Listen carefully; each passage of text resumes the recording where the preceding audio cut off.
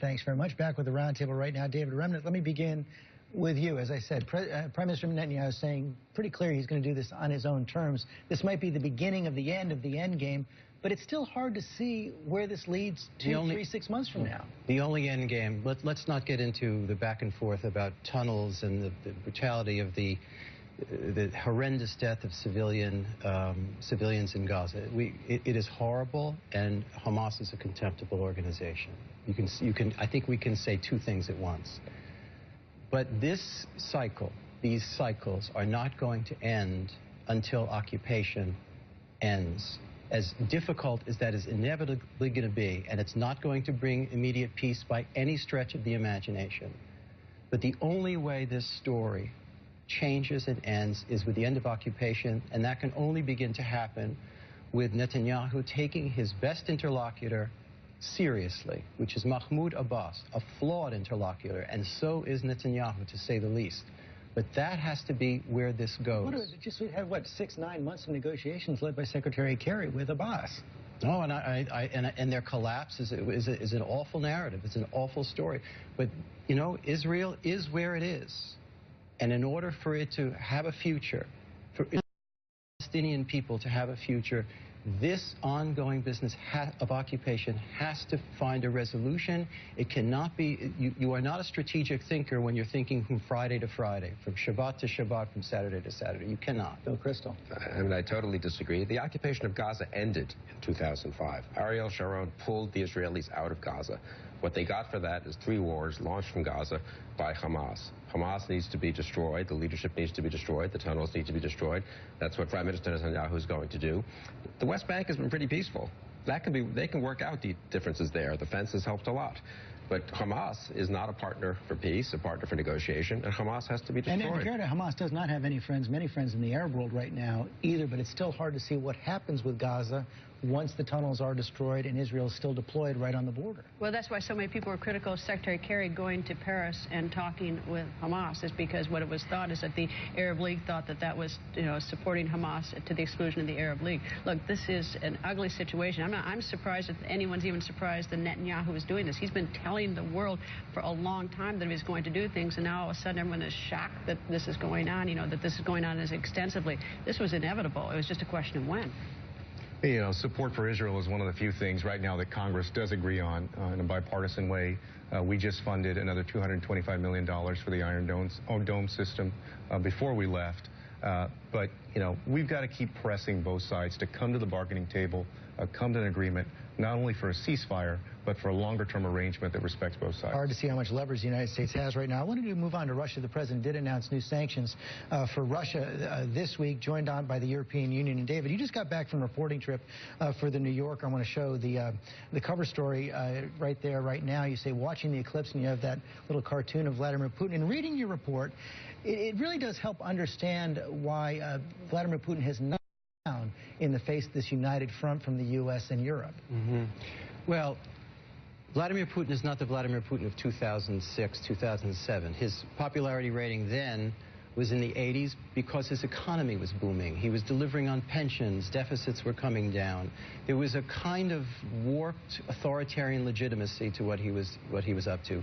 Now, with growth rates at 0, with the economy in real disarray for a variety of reasons, nationalism and a kind of neo-imperialism and whipped up by a state media has been responsible for his much higher popularity rating. And to me, it's a strategy without a future. I think it's going to be not only a disaster for the world, but above all for Russia and Ukraine. I'm hopeful the sanctions will work. I'm hopeful there won't be cheaters, and I hope the European Union is aggressive and as well as the United States, because Russia is not the Soviet Union. It is part of the global economy, and this is a possible choke point. This is not the Soviet Union is closed up. This is, you know, so I think sanctions have a chance if they're strict and there are no cheaters. Well, but I do think that Putin has a fundamental decision to make in the next few years, whether he's going to go back to being an isolated nation, whether Russia is going to be isolated in the way that the Soviet Union was from the world, or whether it's going to be part of the community of nations in the world and be productive and respect borders and interact economically. And I think that he really is in the middle of that decision. Everybody keeps thinking he's making that choice, but Bill, I was I was surprised. I personally was surprised after a Malaysian flight comes down. You would think that would be the moment to try to take a way out. Instead, more forces built up on the border. Well, I think David's piece explains Putin's mindset quite well, but part of that is he will not tolerate a pro-Western Ukraine. He thinks Ukraine should either be, all of it should be part of Russia, or at least the eastern part should be part of Russia. And in any case, he cannot tolerate a reasonably democratic, Western-oriented Ukraine on his border. It causes a threat to him. People in Russia would say, hey, if Ukraine can have a decent government, why can't we? So I do not think Putin is going to back down here. It's not just a question of nationalism, too. You have to remember, this is about money. That the military-industrial complex of the old Soviet Union, half of it is located in eastern Ukraine. It's not just coal, it's not just resources.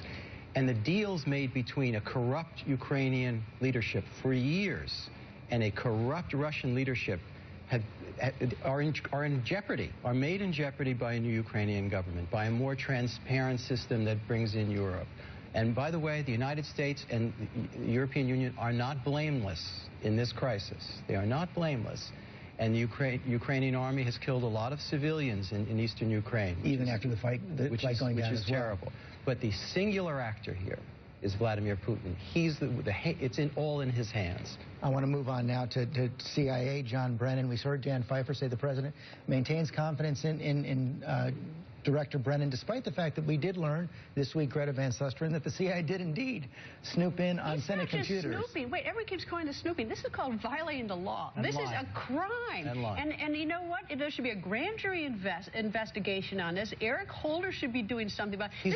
He's already looked into it and said he doesn't have the grounds for going into a criminal for it. He's got what the media is calling an apology. He's got an admission, a confession by the director of the CIA. You can't get better evidence than that it happened. Somebody violated the law, and everyone's calling it snooping, an apology. This is CIA. Go to their website. They say they can't, that it's against the law to spy. This is not even a close question. But everyone says snooping, apology, whatever. I don't get it.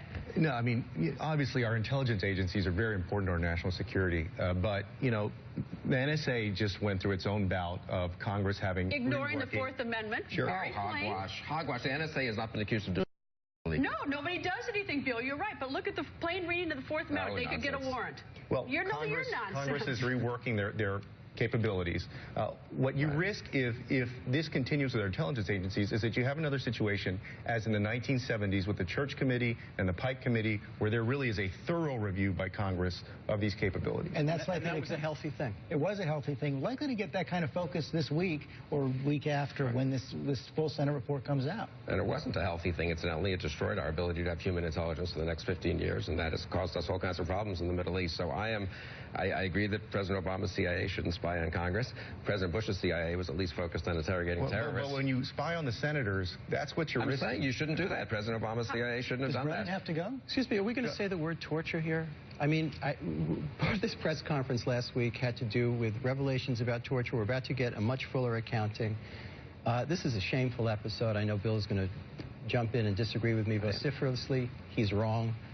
This was a stain on this nation. And I want to see more from this report. I want to hear a lot less about our own intelligence agencies spying on congressional committees and all the rest. But you would agree. I don't think we have to do it to the exclusion. I think both issues are important. It's not one to the exclusion. I don't disagree with you. But I think when our CIA is violating the law, that's a really... I agree with you. And I think we're going to be hearing a lot about both next week. We got to take a break right now. We're going to be right back with